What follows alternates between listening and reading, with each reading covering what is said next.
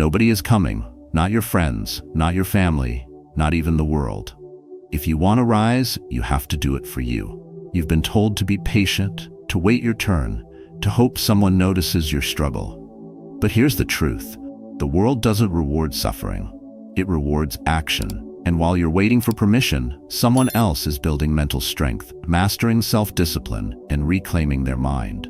If you're tired of chasing validation, if you're exhausted from trying to prove your worth to people who don't care, then you're exactly where you need to be. Because this is the turning point. In this video, we'll break down Stoic philosophy in the most raw, practical way possible. No fluff, no spiritual theatrics, just truth.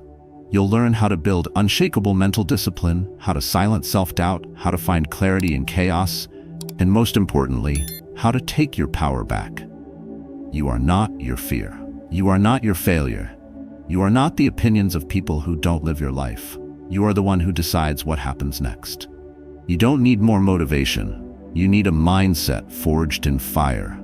You need to stop outsourcing your worth and start building your reality. So if you're ready to face the truth and reclaim your focus, stay with me. Because the most important lesson is coming next, and it starts with the war inside your own mind. 1. Your mind can be your greatest ally or your worst enemy. It doesn't matter how much talent you have, how many books you've read, or how loud you scream your goals into the mirror. If you haven't learned how to master your mind, it will break you before the world ever gets the chance. The battlefield is not outside. It's not in your job, not in your relationships. It's not in the economy or in the comments of people who doubt you. The real war is inside. Quiet, invisible, but ruthless. Your mind can build you, make you fearless, focused, powerful, or it can destroy you from within, feeding you lies, fears, excuses, regrets. And the most dangerous part, you won't even realize you're at war until you've already surrendered. Every time you delay action because of self-doubt, your mind wins. Every time you scroll instead of reflect, avoid instead of act, complain instead of choose, you're feeding the enemy within. And the more you feed it, the more it controls you. The Stoics knew this centuries ago. Epictetus said, "You may not control events, but you can control your response." That response comes from the mind. It decides whether you react with panic or presence, weakness or strength, despair or clarity. The problem isn't what happens to you, it's how much control you've given to a mind that hasn't been trained.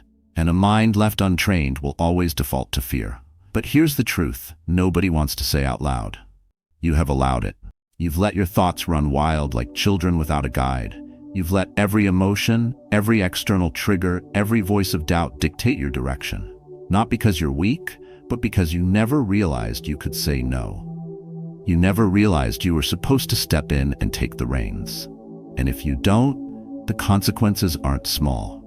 You'll keep living in cycles, starting with fire, ending in burnout. You'll stay stuck in shallow goals and empty accomplishments. You'll keep wondering why you're tired of everything, yet scared to let anything go. You'll become a prisoner in a cage you built with your own thoughts. This is why the Stoic mindset isn't philosophy. It's survival. It's how you train your thoughts to stop controlling you and start serving you. Because the mind is like fire. Uncontrolled, it burns everything. Directed, it fuels greatness. And if you want to reclaim your life, you start here. Not with affirmations, not with another book, not with blaming the past. You start by sitting in silence, looking your mind in the eye and saying, "You work for me now." That begins with discipline. Not just external habits, but mental discipline. You train yourself to pause before reacting, to challenge the thoughts that scream, "You're not ready," to sit with discomfort instead of running from it. You build the muscle of choice, and over time, you stop being ruled by impulses and start being led by intention. You stop wasting energy on what you cannot control and start focusing it like a laser on what you can. Your breath, your choices, your routine, your focus. You may think this is hard. It is, but so is staying stuck. So is waking up every day feeling powerless. So is watching your potential decay while your doubts grow louder. And if you had to choose between the pain of training your mind or the pain of regret, choose the one that builds you. Every time. Because once your mind becomes an ally, the world outside loses its power over you. Criticism becomes feedback. Failure becomes direction. chaos becomes calm. That's the freedom Stoicism offers, not in avoiding life's pain, but in becoming stronger than it. So the next time your mind whispers you can't, answer back, watch me. The next time fear creeps in, recognize it not as a stop sign, but as a signal that something important lies ahead. And when the voices in your head grow louder than the world around you, remember, you trained for this. You've seen this before. And now, you're ready, because nobody is coming to save you. But if you master your mind, you won't need saving. 2. True freedom comes through structure and self-discipline. You say you want freedom, but you resist the very thing that creates it. You crave peace, but you reject the structure that protects it. People misunderstand discipline. They think it's prison. They think it's control. But they never see what happens without it. Without structure, your energy leaks. Without routine, your potential rots. Without order, your life becomes noise. True freedom isn't doing what you want when you want. That's chaos dressed in pleasure. Real freedom is waking up every morning, knowing exactly who you are, exactly what to do, and why it matters. That doesn't come from wishful thinking. It comes from design. And discipline is the architect. Your mind will trick you. It will whisper that rules are cages, that schedules are suffocating. But that same mind is the one that pulls you into addiction, distraction, and regret. The Stoics saw through this trap centuries ago. They knew a man ruled by impulse is a man owned by chaos. Epictetus didn't leave freedom up to chance. He created it through intentional daily practice. Wake, move, eat, train, think, reflect. Not because life was predictable, but because when the world turns upside down, structure keeps you steady. And in a world like this where uncertainty is the only guarantee, the strongest thing you can build is a life of order. Think of it like a warrior's armor. You don't wait for the battle to begin before you put it on. You build your systems before the storm comes. You sharpen your routines when things are calm so that when everything shakes, you remain still. That's the power of discipline. It's not glamorous, it's not loud, it's not exciting, but it's reliable. It's the quiet repetition of small wins. It's the invisible momentum that turns chaos into clarity. And the best part? It's within your control. Nobody can give you structure. You must choose it. And once you do, you'll realize it was never the enemy. It was the gateway. There's a reason monks wake before the sun and soldiers march before battle. There's a reason high performers guard their routines like sacred rituals. Because structure doesn't steal your life, it gives it back. You stop being a slave to mood. You stop waking up in confusion. You start directing your day instead of reacting to it. And that shift, that's where personal power is born. Imagine what your life would look like if your morning wasn't chaotic, if your body moved before your phone, if your thoughts were shaped by intention, not reaction. That's not fantasy. It's what happens when you stop negotiating with your lower self and start living with discipline. Let's get real. Most people wake up late, scroll for hours, eat garbage, skip exercise, delay the hard work, and then wonder why they feel lost. You don't need another motivational quote. You need a schedule. You need habits that ground you when emotions try to hijack your day. You need to respect your time the way a warrior respects his weapon. Because every hour wasted is a cut to your own momentum. And once you bleed energy long enough, your dreams die without ever making a sound. Take one example.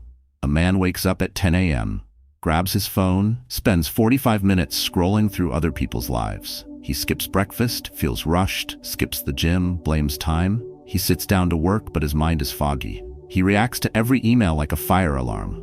By 3 p.m., he's exhausted from doing nothing that mattered. Now imagine he wakes at 6, starts with silence, moves his body, reflects, eats clean, prioritizes deep work before distraction. That man finishes by noon what others can't in a week. He doesn't have more hours, he has structure. He doesn't chase freedom, he built it. This is why structure is a Stoic weapon. It guards your time, it shields your attention, it separates you from the masses drowning in distraction. When you wake at the same hour, train your body, nourish your mind, and commit to non-negotiables, you're not being rigid, you're being free. Because now you choose your battles. Now your energy flows where you direct it, not where the algorithm pulls it. You don't rise by feeling inspired, you rise by being consistent. And that starts with one decision. What are your non-negotiables? What habits will you protect at all costs? What time will you wake even when you don't feel like it? You don't need a perfect plan. You need a system that holds you when motivation fades. Because when life shakes you, it's not your feelings that will save you, it's your structure. So build it now. Defend it fiercely. Because one day, when the world falls apart, your routine will be the only thing still standing. And in that moment, you'll understand discipline wasn't a prison, it was your liberation. 3. Do one thing at a time. Be fully present in every action. The fastest way to ruin your life is to never actually be in it. You walk, but your mind runs elsewhere. You eat, but you're feeding your phone more than your body. You talk to someone while scrolling through someone else's world. And slowly, without noticing, you vanish from your own reality. You become a ghost in your own home, a background character in your own movie. Presence isn't some poetic luxury. It's survival in an age where distraction is the new drug. And if you don't reclaim your focus, the world will devour it, pixel by pixel, swipe by swipe, until there's nothing left but noise.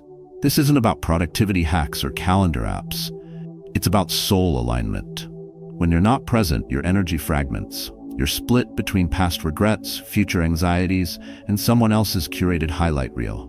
And the cost is devastating. You stop feeling alive. You drift through days, disconnected from your actions, your choices, your relationships. The Stoics knew this erosion of attention wasn't just inefficient, it was dangerous. Marcus Aurelius wrote, "Confine yourself to the present. Not because the past and future aren't real, but because your power only exists right now." That power is diluted every time you multitask, every time you check your phone mid-conversation, every time you eat with a screen or wake up to notifications instead of breath. Distraction isn't just an inconvenience, it's a thief. It robs you of meaning, depth, memory, even identity. And the deeper truth is that most people aren't just distracted, they're hiding in distraction. It becomes the escape from facing the silence, the boredom, the unresolved. But what you avoid in silence becomes your master in chaos. So if you want to reclaim control, you must learn to stand still in your own presence. No more hiding, no more numbing. Think of the mind like a light. When it's scattered, it flickers, weak, unstable, easily put out. But when focused, it becomes a laser, cutting through doubt, cutting through chaos, burning through excuses. Doing one thing at a time isn't a limitation, it's a weapon. It's how you train your brain to stop leaking energy and start generating momentum. You breathe, you walk, you work, you speak, fully, completely, with no mental residue, no leftover worry, no what if floating in your head, just now, just here, just this. And it's not just spiritual, it's physical. Neuroscience backs this up. Deep focus leads to flow states. Flow states lead to clarity. Clarity creates confidence, and confidence is fuel for disciplined action. So the more present you are, the more progress you make. This is not esoteric theory. This is practical personal power. Now imagine applying this to 1 hour of your life. 1 hour where your phone is off, your mind is clear, your body is alert. You commit to a task, whether it's work, reading, training, or speaking with someone you love. No switches, no tabs, just one channel, one current of full awareness. By the end of that hour, you've moved forward 10 times faster than the person chasing 5 things at once and finishing none. This is where your transformation begins. Not in massive change, but in microscopic alignment. You begin showing up to your meals, to your workouts, to your planning, to your relationships with all of you, not just a tired, distracted fraction. And what you bring presence to, you give power to. Your actions deepen, your relationships sharpen, your progress accelerates. You stop living in delay, you stop feeling split, you become whole. Let me give you something to anchor this idea. Picture a fighter entering the ring. He's not thinking about dinner, he's not replying to DMs, he's not wondering what others will think of him. In that moment, he is only breath, movement, instinct, purpose. And that's why he's dangerous, because he's fully there. Now ask yourself, what would happen if you showed up to your own life with that level of presence? Not once a year, every day, every hour. Presence isn't a skill you master in one night. It's a habit you sharpen with discipline. Wake up, breathe, move, focus. And when distraction pulls, you pull back harder. Not with anger, with clarity. This is your life, and you are not here to miss it. So start small. The next time you eat, just eat. The next time you speak to someone, really listen. The next time you work, shut out the noise. It's not the size of your effort, it's the quality of your attention. If you bring 100% to one thing, that one thing will bring 100% back to you. In a world drowning in noise, attention is power, presence is rebellion, and your ability to be fully here, right now, is the strongest move you'll ever make. 4. Life is a balance of opposites. Accept both sides. You can't only want the sunshine and curse the storm. You can't only welcome the gain and reject the loss. Life was never designed to be one-sided. It breathes in duality. Every inhale needs an exhale. Every rise meets a fall. Strength doesn't exist without weakness, and no one grows from comfort alone. But most people waste their lives chasing only half of the spectrum, only the easy, the certain, the pleasurable, and in doing so, they reject the very tension that shapes them. The Stoics saw this clearly. They didn't try to escape hardship, they trained with it. Because they understood, resisting life's dual nature is the fastest way to suffer. Embracing it is the only way to grow. When you expect only light, the dark breaks you. When you expect only wins, a single failure crushes you. But when you see both as part of the same cycle, when you welcome the full weight of life, you stop fearing the inevitable. Marcus Aurelius didn't ask life to be easy. He wrote in his journal each day, reminding himself that pain, betrayal, setbacks, even death were all natural, nothing to be shocked by, nothing to run from. And this mindset gave him power, not passivity. He ruled the greatest empire on earth, not by avoiding chaos, but by learning to breathe calmly inside it. That's what modern Stoic resilience looks like. Not detachment, but integration. Life will always be movement, up and down, fast and slow, full and empty. What matters is your response in the shift. Do you crumble when life pulls back, or do you anchor deeper? Do you panic when love fades, or do you learn how to keep your heart open through loss? This is not about toxic positivity. This is not about pretending that pain doesn't hurt. It's about knowing that pain doesn't have the final word. That just as spring follows winter, clarity often follows collapse. But only for those who don't run. You might be in a season of struggle now. Your plans fell apart, your confidence is low, your mind keeps playing the same fear-based loop, and everything in you wants to fight it, fix it, or flee. But pause. What if the struggle isn't the enemy? What if it's the test before the transformation? What if it's not happening to destroy you, but to strip away what's no longer real, so the stronger version of you can emerge? That's what the Stoics believed, that adversity reveals character. Not in theory, but in blood, in breath, in real life. They prepared themselves every day with what they called premeditatio malorum, the rehearsal of loss, failure, and pain. Not to attract them, but to never be surprised by them, so that when the wave comes, you don't drown, you ride. Picture a tree in the wind. The storm doesn't destroy it because its roots run deep. Its strength is in its stillness, but also in its sway. Flexibility without collapse. That's how you live this principle. You let life shake you, but you don't break. You bend, you adjust, you learn, and in that space between resistance and surrender, you become powerful. But this requires brutal honesty. You have to stop asking, why is this happening to me? And start asking, what can I become through this? You stop labeling things as good or bad and start seeing them as necessary. Necessary for growth, necessary for expansion. Necessary for the version of you that doesn't yet exist. That shift in language rewires your brain. It calms your nervous system. It gives you back control. Because now you're not a victim of the wave, you're a surfer with purpose. Try it. The next time something goes wrong, don't curse it. Step into it. Observe your reaction. Ask what it's showing you. Then breathe. Slow down. And remember that this moment is part of something bigger. You won't understand it all now. You're not supposed to. But if you keep showing up, present, grounded, willing, the meaning will meet you in time. You don't need a perfect life, you need a powerful perspective. You need to stop chasing balance as if it's a fixed state and start dancing with it like it's a rhythm. Because that's what it is. And the more you trust the rhythm, the less you'll fear the changes. You'll stop gripping the highs like lifelines. You'll stop collapsing at every low. You'll find yourself able to stand tall in both, with a steady gaze and a calm heart. That's the strength Stoicism builds. Not surface-level confidence, but deep-rooted peace. So don't just seek the light, respect the shadow. Don't just pray for ease. Welcome the wait. Stop asking for life to be simpler. Ask to be stronger. Because when you learn to love both sides of life, life will stop scaring you and start shaping you. 5. Walk the middle way. Know when to act and when to pause. If you only know how to push, you'll burn out. If you only know how to wait, you'll fade away. Life isn't a battlefield of extremes. It's a war of rhythm. There's a time to charge and a time to hold position, a time to speak and a time to remain silent, a time to chase and a time to release. But most people live in imbalance, trapped in constant overdrive or passive delay. One moment they're sprinting with no direction, the next they're stuck in stillness, calling it patience, but it's really fear. The Stoic path doesn't choose either extreme.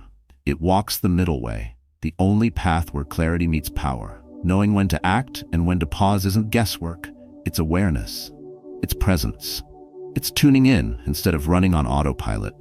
When you learn to read your own energy, your own timing, your own inner signals, you stop operating out of ego and start moving from truth. Marcus Aurelius wasn't impulsive. He reflected before striking. He led an empire not through force, but through restraint wrapped in strength. And that's what walking the middle way means. It's not weakness, it's calculated intensity. It's the wisdom to wait without losing momentum. It's the courage to move without needing certainty. You might think pushing harder is always the answer, but sometimes discipline looks like slowing down, not speeding up. Sometimes the bravest thing you can do is to rest when everything screams hustle. That's not laziness, that's strategy. Because when your action isn't aligned, it becomes wasted energy. And no one can afford to keep bleeding energy into places that don't grow them. So this is where inner mastery begins. Not in blind action, but in intentional alignment. There's a reason elite warriors train with silence, not noise. A reason they rehearse stillness before battle. Because stillness builds control. Control sharpens response, and response beats reaction every time. The Stoics didn't rush. They moved when the moment was right, and they trained to recognize that moment. You can do the same. You don't need to be always doing. You need to know why you're doing. You don't need to always be loud. You need to be effective. And that shift begins by rejecting the lie that says busyness equals worth. Think about your own life. How many things have you started too fast, only to burn out halfway? How many people have you chased, only to realize they weren't aligned with your truth? How many decisions have you made from panic, only to regret them when the dust settled? Now ask, what would have happened if you paused first? What could you have avoided if you learned to hold your fire until the target was clear? That's not inaction, that's precision. That's what happens when you stop reacting and start choosing. Walking the middle way is about learning to move with timing, not tension. It's about knowing that you don't have to rush everything, and you also don't have to wait forever. You act when it's time. You wait when it's wise. And in both, you stay grounded. This is how you escape the trap of comparison, of chasing timelines that aren't yours, of measuring progress by speed instead of alignment. When you trust your rhythm, you stop borrowing pressure from the world. You start breathing in your own pace, and everything sharpens. This applies to how you train, how you love, how you lead. In the gym, pushing through every rep without rest doesn't make you stronger. It gets you injured. In relationships, speaking without listening doesn't create connection, it destroys it. In work, grinding without pause doesn't guarantee results, it often guarantees collapse. So yes, effort matters, but timing decides everything. You're not weak for resting. You're smart for recharging. You're not lazy for waiting. You're wise for preparing. Just make sure you're not avoiding life under the disguise of reflection. One way to live this now is simple. Before any major decision, ask yourself, am I acting from pressure or purpose? Am I moving from ego or alignment? If it's fear driving you, pause. If it's clarity guiding you, proceed. Not everything needs to happen today, but when it's time, don't delay. Trust the stillness, but don't marry it. Respect the movement, but don't worship it. Walk the line that balances both, and you'll start to feel your life fall into place, not by force, but by flow. Because the middle way isn't about being average, it's about being intentional. It's the path of the focused, the grounded, the wise. And if you can master the rhythm of action and stillness, no chaos can pull you off course. 6. Gratitude to those who helped shape you. There's a power that doesn't shout, a force that works quietly in the shadows of your past, shaping you, strengthening you, even saving you when you didn't notice. It's not a self-help trick or a positive thinking strategy. It's gratitude, but not the kind that's soft or shallow, the kind that rips your ego wide open, the kind that forces you to admit you didn't get here alone. In a world obsessed with being self-made, we forget the truth. None of us is. Somewhere along your path, someone showed up. A mentor, a friend, a stranger, even an enemy. Someone pushed you forward, broke you down, or held you steady. And without them, you're not who you are. Most people walk through life blind to the hands that shaped them. They're too focused on what they didn't get to recognize, what they were given. But Stoicism flips that lens. Marcus Aurelius began his meditations by listing those he owed: his calm temperament from his grandfather, his sense of justice from his father, his discipline from his teachers. It wasn't bragging, it was remembering. It was anchoring himself in reality. Gratitude, to the Stoics, wasn't soft, it was armor. It reminded them where they came from. It kept them humble when praised and grounded when attacked. Because you can't be shaken by what others say about you if you've already anchored yourself in truth. I remember a man named Dylan, a janitor at the martial arts school I trained at when I was 17. He barely spoke, always arrived before everyone, and left after we'd all gone home. He'd mop the mats, realign the gear, sharpen the wooden swords we rarely touched. One day, after a brutal sparring session, I collapsed near the door, frustrated, bleeding, done. He didn't say much, just handed me a towel and whispered, "You get stronger every time you don't give up." Then he walked away. That single moment has echoed in my life more than 1,000 motivational speeches. Not because it was dramatic, but because it came from someone who saw everything and expected nothing. People like that shape you in silence, and if you're not paying attention, you'll miss them. Gratitude is dangerous to the ego because it forces you to admit you didn't do it all yourself. But that's why it's necessary. It kills entitlement and births resilience. When you practice true gratitude, you stop comparing your life to others. You stop complaining about what you lack. You start seeing what you've survived, what you've built, who walked with you through the dark. You see how pain carved out space for strength, how betrayal gave you boundaries, how even silence taught you to listen. It doesn't mean you glorify suffering, but you stop running from the people and moments that grew you. This ties back to the core of Stoic strength. You can't build mental toughness without humility, and you can't be humble if you don't remember the people who got you here. Gratitude keeps your identity clean. It reminds you that you're not a product of luck or victimhood. You're the result of effort, yes, but also of influence. And when you acknowledge that, you become stronger, not weaker. Because now, you don't carry your journey alone, you carry a legacy. You walk with the quiet strength of everyone who ever believed in you, trained you, doubted you, or challenged you. So here's your invitation. Think of 3 people, alive or not, who changed you. Write to them, even if they'll never read it. Speak it out loud if you must, but don't just name them. Say what they taught you, say how they shifted you, and feel it, not because it's a ritual, but because it grounds you. When you remember who helped build you, you stop trying to prove yourself. You start living from truth, not trauma. You act from peace, not performance. And that shift changes how you lead, how you show up, how you handle pressure. Gratitude isn't about being soft, it's about being unbreakable. When the world ignores you, you'll remember who saw you. When the pressure rises, you'll remember who trained you for this. When doubt creeps in, you'll remember who whispered strength into you when no one else saw value. And when you stand tall in your power, you'll carry every single one of them with you. Not out of debt, but out of honor. Because real power is remembering who made you powerful. And real freedom is never forgetting how far you've come. 7. Suffering comes from separation. Unity brings peace. If you are distressed by anything external, the pain is not due to the thing itself, but to your estimate of it. And this you have the power to revoke at any moment. Marcus Aurelius didn't write this to sound poetic. He wrote it as a shield. Because what breaks most people isn't reality, it's the illusion of separation. The false belief that pain, joy, loss, gain, self and others, control and chaos are disconnected pieces when in truth, They're all part of one unbreakable current. And the deeper you buy into that separation, the more your suffering multiplies. You begin to see your past as an anchor, your future as a threat, and your present as never enough. You start believing that other people are obstacles, that success is a battlefield, that life is a competition. Slowly, everything around you becomes fragmented. Your mind splits, your emotions spiral. Your peace dissolves. This is the real danger of disconnection, not from others, but from your own center. When you believe you're separate from the flow of life, you start fighting it. You resist events, hate change, fear endings. You spend energy trying to bend the world instead of aligning with it. You react to everything and reflect on nothing. Stoicism cuts through that chaos with a sword of clarity.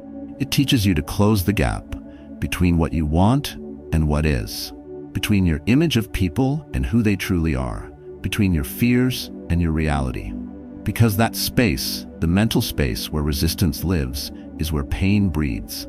And if you want to kill the pain, you don't fight the world.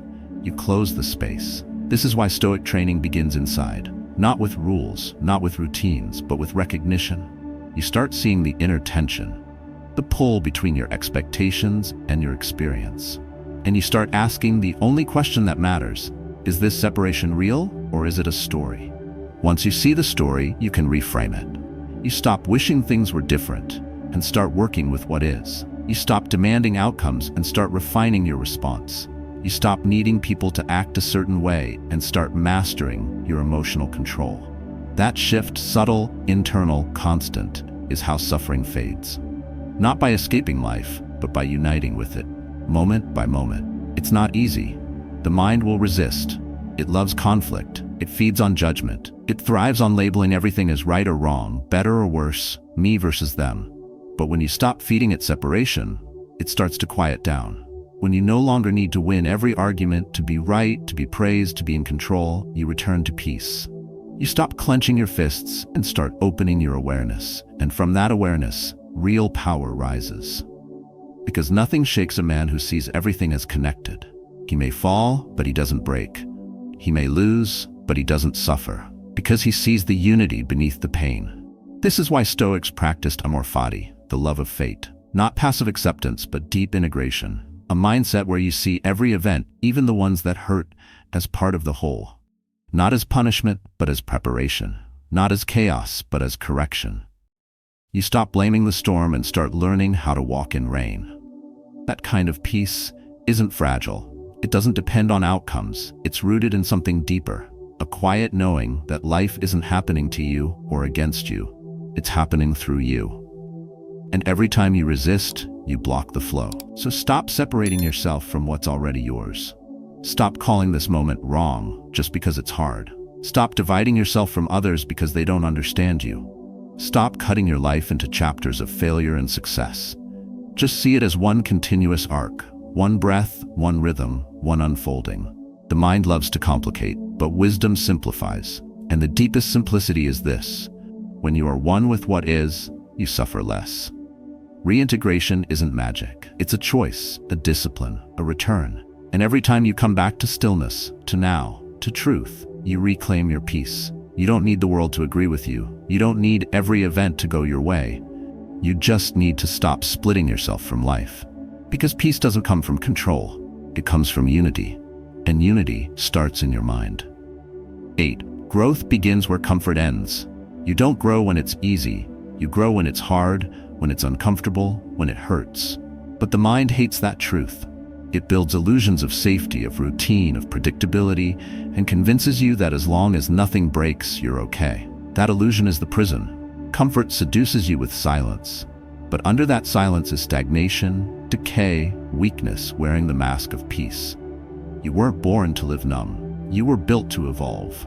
And growth never comes dressed as comfort. It shows up as resistance, fear, friction. If you're not stepping into discomfort daily, you're not growing. You're surviving.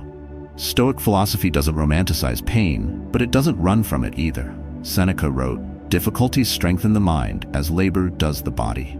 The Stoics trained themselves to face hardship not when they had to, but before they had to. They practiced cold, hunger, rejection, not for suffering's sake, but to sharpen mental resilience. That's not masochism. That's preparation. Because life doesn't warn you before it breaks you. You either meet adversity ready or you get swallowed by it. And the only way to be ready is to train discomfort into your routine. Growth begins the moment you choose discomfort over delay. It begins when you wake earlier than your body wants, when you say no to what's easy and yes to what aligns. When you have the hard conversation, when you do the extra rep, when you meditate through the chaos instead of escaping it. None of that feels good. But that's the point. The discomfort is the proof. You don't get stronger by doing what you already know. You grow by stretching into what you don't, like a muscle tearing to rebuild. Your mind must be pushed into unfamiliar spaces to become sharp. The reason so many people stay stuck is because they confuse familiarity with safety. But what's familiar isn't always safe. Sometimes it's a trap, a job that kills your purpose, a routine that numbs your soul, a mindset that keeps you small. And unless you disrupt it, nothing changes. You don't need a new life, you need a new threshold, a higher tolerance for uncertainty, for effort, for challenge. Growth doesn't wait for permission. It shows up the moment you stop needing conditions to be perfect. This ties directly into the core of self-mastery. If you only act when it's easy, you're a slave to comfort. But if you act when it's hard, when you're tired, unsure, afraid, you're free. Free not because the fear disappears, but because you chose to move anyway. Every time you choose action in discomfort, you send a signal to your subconscious. I'm not controlled by this. And that signal rewires you. Over time, you become less reactive, less fragile, more focused, more dangerous in the best way. You don't need to leap into extremes. Start small. Choose one thing today that stretches you. Say what you've been avoiding. Do the task you keep postponing. Sit in silence instead of reaching for distraction. Turn off the noise and listen to the discomfort. That tension you feel, it's not the enemy, it's the edge of your next level. And if you lean into it long enough, it breaks. And when it breaks, you expand. This is how you transform, not by chasing big results, but by repeating small acts of courage in places that scare you. You begin to crave challenge. You begin to smile at resistance. Not because you love pain, but because you recognize its role. You stop asking, when will it get easier? And you start asking, how much stronger can I get? That's when you know you've crossed the threshold from surviving to evolving. Don't wait for life to force you into growth. Don't wait for crisis to push you past your limits. Choose it now. Step into it. Build a daily habit of discomfort. Make it part of your discipline. Because if you only rise when pressured, you're reactive. But if you rise by choice, you become unshakable. Growth doesn't feel good when it's happening, but nothing feels better than who you become because of it. So stretch, burn, break the old shell. Walk straight into the fire, because your future is waiting on the other side of what you're avoiding right now. As you've heard throughout this journey, the world won't always care. It won't pause to ask if you're tired or if you're doubting yourself. But that's not the tragedy. It's the training ground. Because once you accept that nobody's coming, you realize the truth. You were meant to rise for yourself. To build your strength not from applause, but from purpose. And that strength begins within. Your mind can be your greatest ally or your worst enemy. Discipline is the key to real freedom. Presence in action creates power. Life will always swing between opposites, and your peace depends on your ability to embrace both. When you learn to walk the middle way, when you choose to grow through discomfort, and when you carry gratitude like armor, you become unshakable. Stoicism isn't just a philosophy, it's a practice.